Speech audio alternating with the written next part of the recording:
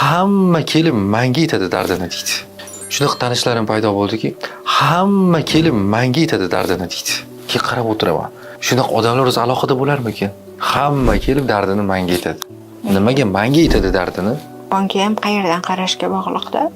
U odam kim bo'lsa, uni o'ziga qarash kerak. U hozir qaysi holatda?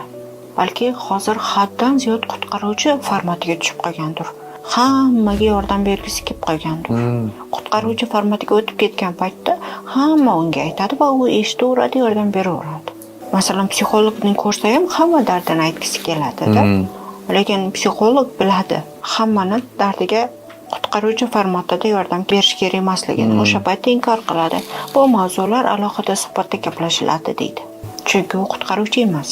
Unga yoqimlidir, o'zini hozir o'zini muhim his qilgisi kelayotgandir. Shuning uchun ham o'sha eshitib beradi, shuncha dardini.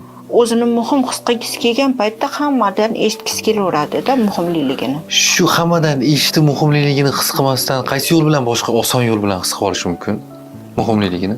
Shartmi? O'zini olami dardini eshitib missiyasi bilan band bo'lgan inson boshqa joydan muhimlik qidirmaydi.